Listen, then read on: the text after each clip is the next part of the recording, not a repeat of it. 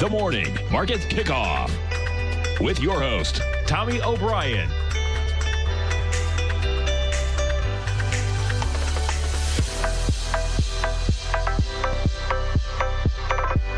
Now, Tommy O'Brien.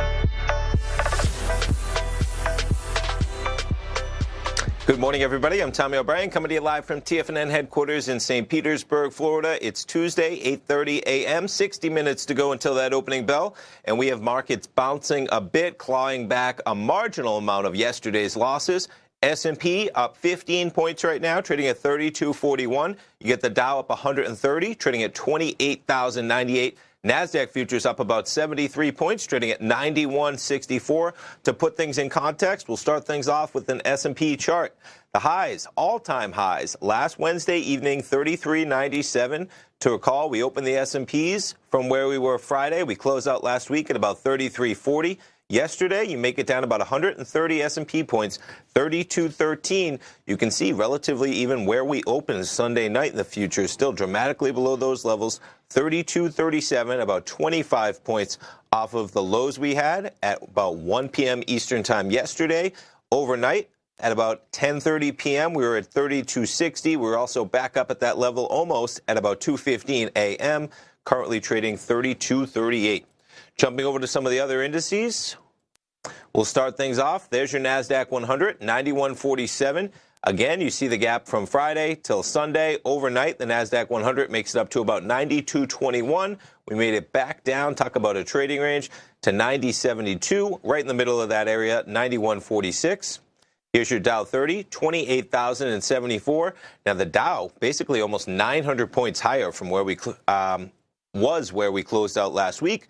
29,000 right there. Make it down below 28,000 yesterday and last night. Currently trading 28,061. We cover the S&Ps, 32.36 right now. Crude oil bouncing a bit as well. Yesterday making a low of $50.45, almost $1 or just more than $1 above that level, 51.48 for crude. There's your gold contract. Quite the volatile session for gold as well. Makes it up to a high of $16.91 at 4:30 in the morning yesterday. From there, we trade all the way down to $16.35, currently trading $16.54. And the Euro-US dollar at 108.47. In terms of what else is happening in the market, a lot of the news driving the negative action in the indices yesterday, the coronavirus, Italy, the potential for it to go beyond Italy to Europe. Now 280 confirmed cases in Italy as of Tuesday. Number of cases rising rapidly. On Friday morning, Italy only had 3 confirmed cases. That was part of the real scare that drove the selling yesterday. New cases have been reported in Florence, the capital of Tuscany, and Palermo in Sicily. Dow futures bounce as market attempts to recover from worst drop in 2 years, that number yesterday. We were down about 1,030 or 1,050 points was the closing number in the Dow. As of 6:30 this morning, you have markets in positive territory.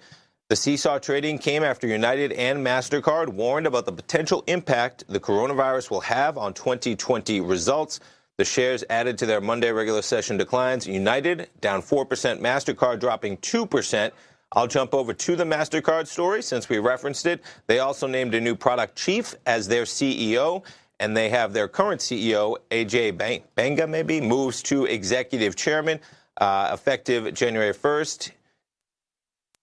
They will succeed Haythorne Waif, who served as chairman since 2006. So MasterCard, we'll jump over to that chart this morning. I believe it's MA.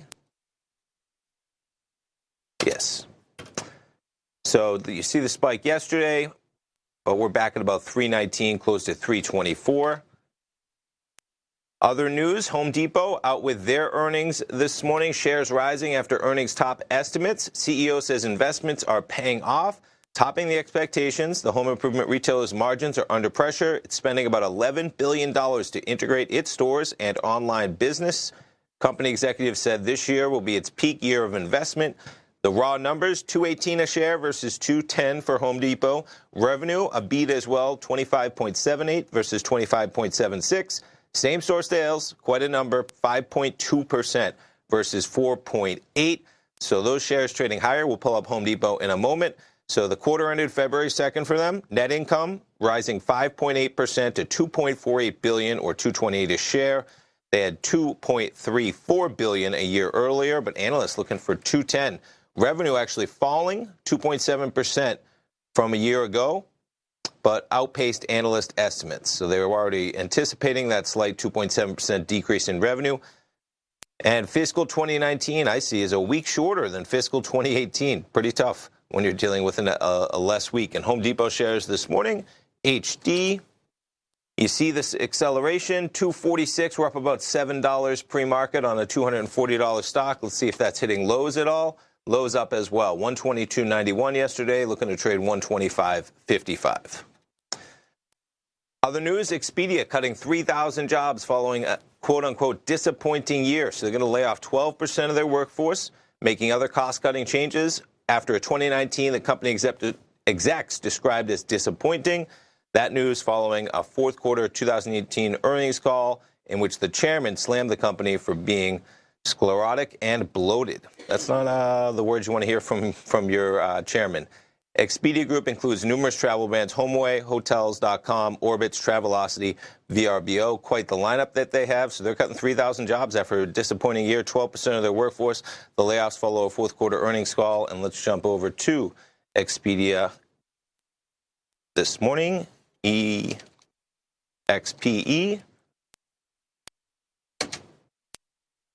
Not quite a huge reaction there, actually. Closed at 120, 112.31, looking to open about 113.37. Jumping around to some of the tech stocks that really took a beating yesterday. Before we do, why not? I'll jump over because the statistic is pretty remarkable. On the front page of TFNN, if you go over to the morning, the market recap from yesterday even, and you will see that one of the things that I talk about in here is just the effect that this had on the FANG stocks. So we have the biggest one-day point drops in the past 3 years for the Dow, this ranking number 3. And I believe that number even climbed from there. Maybe that was 933 was the final print. Maybe I was looking at the futures. But nonetheless, gold trading at that high. And then the FANG stocks losing $238 billion in market capitalization yesterday. So Apple, Facebook, Amazon, Microsoft, and Google, they're the 5 most valuable U.S. companies. They lost just yesterday $238 billion in value. And I got all the charts here yesterday from where that drop was. You had Amazon finishing it up at about Apple, finishing it up at about 298. Let's just jump over them live this morning. Why not? Apple up a bit at 302 from that 298. Microsoft closed yesterday at 170.89, opening up a bit at 173.60. Amazon looking to open about $20 higher from 2009 to 2029. And Facebook opening up a bit as well, 202.35. Tesla had some action to the downside yesterday as well, down almost 7%, up about $12 right now for Tesla. And checking in on the VIX, volatility index, quite a spike yesterday. VIX up to 26.35. Looking to open a bit less volatility, 23.13. This is really when those the VIX moves, but how about the T-VIX going from whether it was 48 to 65 in one day or even down to $38 on Thursday up to 64, that volatility spike. Stay tuned, folks. I'll be coming back after the break. We'll talk about what other news events are out there and what we have on tap for the rest of the trading day. I'll be right back in 3 minutes. If you're in the CD market and looking for a secure investment, the Tiger First Mortgage Program may work for you. The security for these first mortgages are building lots in the tax opportunity zone in St. Petersburg, Florida. The Tax Act of 2018 set up tax-free zones across the country where you can build and hold for 10 years and pay no tax on the profits, which makes these lots valuable. The investment is anywhere from $30,000 to $75,000. The interest paid is 7% yearly, paid on a monthly basis. According to Bankrate.com, the best rate for a 4-year CD in the country as of February 20th is 3.1%. A $50,000 investment at a normal 4-year CD rate of 3.1% would give you income of $1,550 per year or $6,200 over the 4-year period. That same $50,000 investment in the Tiger First Mortgage Program would give you $3,500 per year or $14,000 over the 4 years. Which would you prefer, $6,200 or $14,000 of interest on your investment?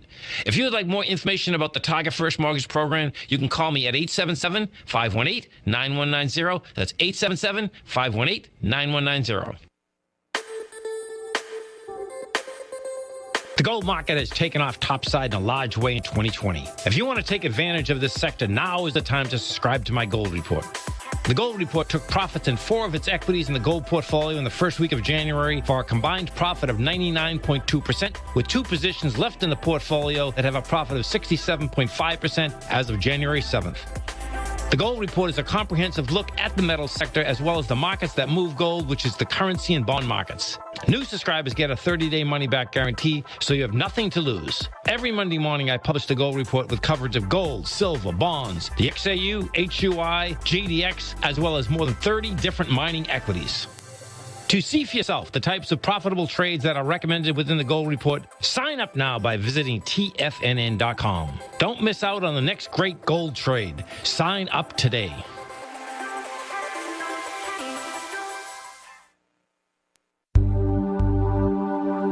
Are China A shares hot or not? If you trade China A shares, now may be time to take a closer look. Trade CHAU or CHAD, Directions Daily CSI 300 China A Share Bull and Bear ETFs. China A shares in either direction. Visit directioninvestments.com today. An investor should consider the investment objectives, risks, charges, and expenses of the Direction shares carefully before investing. The prospectus and summary prospectus contain this and other information about Direction shares. To obtain a prospectus or summary prospectus, please contact Direction shares at 866-476-7523. The prospectus or summary prospectus should be read carefully before investing. An investment in the funds is subject to risk, including the possible loss of principal. The funds are designed to be utilized only by sophisticated investors such as traders and active investors. Distributor Foreside Fund Services, LLC. Don't forget, you can listen to TFNN live on your mobile device 24 hours per day. Go to TFNN.com, then hit Watch Tiger TV. That's TFNN.com, then hit Watch Tiger TV for the latest market information.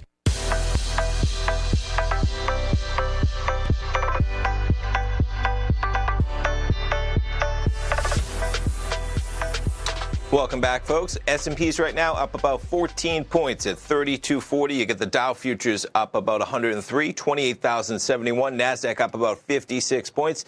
The Dow climbing a bit, clawing back some of those losses. Putting it in perspective, the Dow still almost about 900 points from where we ended last week. Starting off with other news stories out there, earnings driving the action in some of the equities. Macy shares jump after earnings top estimates, helped by a last-minute holiday sales boost. So they reported fourth-quarter earnings on Tuesday, outpaced expectations, helped by a boost from last-minute shoppers. The company sees 2020 as a transition year and reiterated its annual forecast. The store said it saw meaningful sales uptick in the 10 shopping days before Christmas. Shares climbing as much as 6% in the pre-market. We'll pull up their chart in a moment. $2.12 a share, what they pulled in versus $1.96 expected. They beat slightly on revenue, 8.34 versus 8.32. Same-store sales down 0.5% on an owned plus licensed basis versus they were looking for 0.9 as a drop. And they reported net income, $340 million or $1.09 a share. They had $237 a year ago, but excluding items, Macy $2.12 a share, topping that $1.96 estimate. And Macy's bouncing off the bottom a bit. And check that out, though. Right back to actually going to open basically flat. So they come out with the earnings at 7 a.m. this morning, spikes to a high of $16.70. And just like that, Macy's is back to $15.60. Now, what you got to love, let's put this even on a 5-minute to see the action more. And looks like it traded down to that low right as the earnings call began at 8 a.m. And from there, you've bounced from about 15.05 to 15.64. That earnings call probably still going on, only started about 45 minutes ago for Macy's. Other news out there, instead in terms of earnings, HP shares beating estimates and increasing its share buyback program. So HP announced the expansion of its share buyback program as part of a strategic and financial value creation plan. They also gave fiscal 2022 earnings guidance well above consensus, beating expectations on the top and bottom line. 65 cents a share versus 54 was expected. $14.62 billion versus $14.55 to come over to HP, and that symbol HPQ we're looking at. There's your volatility to the upside, closed at 2210 right now, trading at about 23.05, so up almost $1 for HP on those numbers. And getting into what the share buyback with a repurchase, not a surprise. HP had said earlier that on Monday it would provide new details on driving shareholder value, including drawing on its balance sheet. They now authorized a $15 billion for share repurchases, up from $5 billion announced just in October. In total, HP is now aiming to return about $16 billion to shareholders between fiscal 2020 and 2022. So quite a number for share buybacks. That's driving a lot of that action to the upside. Other news out there in terms of stocks making moves. We covered Home Depot. We covered Macy's. MasterCard, they're naming a new CEO. United withdrawing its full year 2020 forecast, pointing to the ongoing impact of the coronavirus on travel. The airline said that near-term demand for travel to China amid the outbreak virtually disappeared. Shouldn't be too surprising. Jumping over to United. Not really much of a reaction. Quite an acceleration yesterday in terms of being at about 80, trading down to 73.65. But some of the other airline stocks, we jumped to Delta, made it all the way down to 53.34, up about $1.50 from that low at 54.75. American Airlines, 25.66, and Love, not really exposed to the international part of things, but still traded down to about 53.35 for Southwest yesterday. Other news items in terms of earnings, continuing the trend. Intuit reported quarterly profit of $1.16 a share, 14 cents above estimates. The financial software maker reported better than expected revenue, and they announced the acquisition of credit monitoring service Credit Karma for about $7.1 billion. That deal I saw articles written about, speculation about a day or two ago, so that news somewhat out there in terms of knowing that they were going after them. But out with their numbers, and there's Intuit, trading up to about $295 right now from a close yesterday of $286.43. Palo Alto Networks reported quarterly earnings, a beat as well, $1.19 a share, 7 cents above. They do cybersecurity, their revenue well above Wall Street forecast. However, they issued a lower than expected guidance for the current quarter and full year, citing the impact of sales incentives. PANW, Palo Alto Networks, dropping about 20% from 237.33 down to 202.05. And putting this on a little longer time frame, how about that volatility, right? The earnings driving, look at these gaps. That was November. They come out with their earnings marked right here. November, you were at 250. You spiked down to a low of about 1490. Now we're going to open at about 200. We're going to open right back down here, right on all these levels. The all-time low, the low in the last year, 192.17. We're going to be about $8 from there. Talk about some volatility in Palo Alto. Shake Shack out with their earnings as well. Quarterly profit, 6 cents a share, compared to expectations of 1 cent a share. The chain revenue missing forecast. So they beat 6 cents versus 1 cent, missed on revenue forecast. However, same-store sales fell by a larger than expected 3.6. That's a big number, same-store sales to be falling for Shake Shack. SHAK. Quite a rise and fall, 105. Again, earnings marked on the chart. Quite a surprise in November for Shake Shack as well. You see that volume on that acceleration. Currently trading at closed at 73.57. That's yesterday. You got to drop it down to a 15-minute to see the action this morning. They come out with the earnings last night, 74 down to 62.70. And again, keeping in mind, you're going to open at about 62.70. That level, you're now flirting with this entire lower range that we were in for Shake Shack from November through maybe the end of January. It spikes higher on January 15th, but we're now going to be right back where we were at that level. Hertz Global, they lost 24 cents a share for its latest quarter, 3 cents less than the analysts had been expecting. The car company's revenue essentially in line, so Hertz loses 24 cents a share. The estimate had been for them to lose about 27 cents. Now, it's interesting here. Hertz, we'll keep it on this yearly chart as we go out and back in. I mean, these rental car companies, 11.24 in August, 19.36. Now, with their numbers and the slight miss, they're going to be down a bit. 18.25 or so, keeping that in mind, going back to the year. So 18.25, you're still going to be opening right up here in this upper level. Now, Avis came out with their numbers like last week, I think. Yeah. And check out this Avis chart from 23, August and September. Maybe that was the max pain as they figure out how to exist in a world of Uber and Lyft where rental car companies have some stiff competition, but trading from 23 up to 52.98, and on a shorter time frame, I'm pretty sure it's probably flat. Yeah, 44.15 about, where Avis, which is pretty surprising when we pull that up off the get-go to see these car companies doing so well, because of course you're facing Tesla's going to have self-driving vehicles in their future 10 to 15 years down the road, competing with Uber, competing with Lyft, and rental car companies having some stiff competition. Checking back in on the S&Ps as we go to the break. S&Ps right now up about 12 points, 0.4%, 32.39. That all-time high right now, almost 160 points from where we're trading right now in the S&Ps. Currently trading up about 13 with 40 minutes to go until the opening bell. Stay tuned, folks. Coming back to finish up the program. We'll talk about what we have on tap today with Fed action, Fed Vice Chair speaking at 3 p.m., Richard Clarida. Stay tuned. We'll be right back.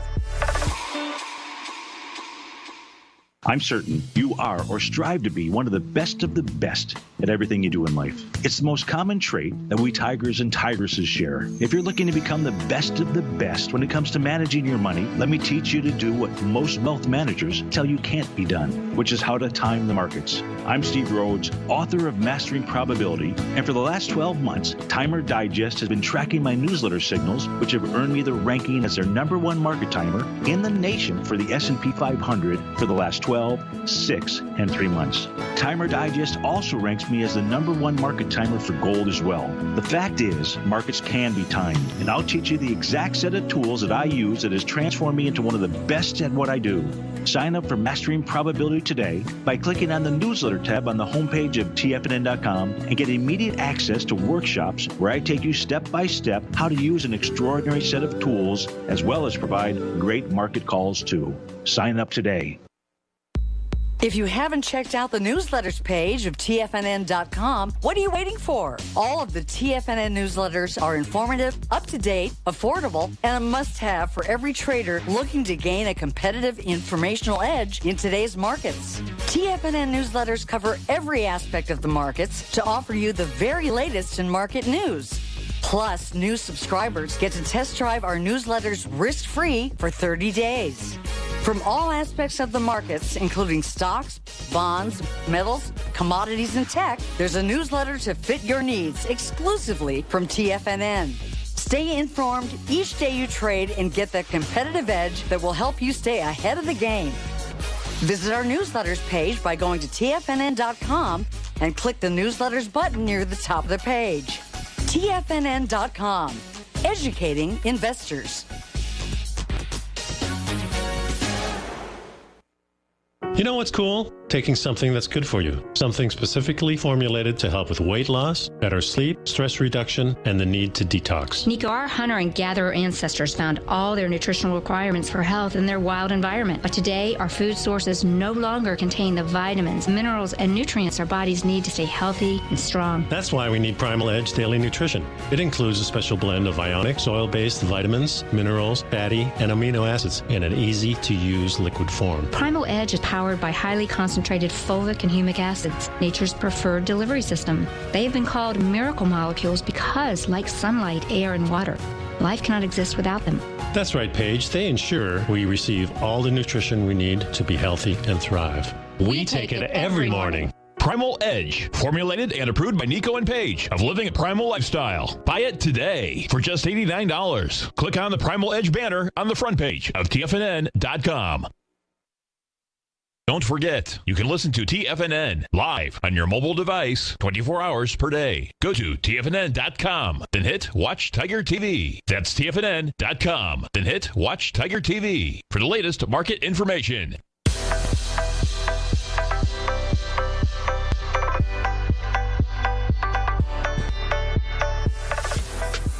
Welcome back, folks. S&P's up 13 at 32.39. Dow futures up about 112 right now, 28,080. Jumping over to the bonds for a moment.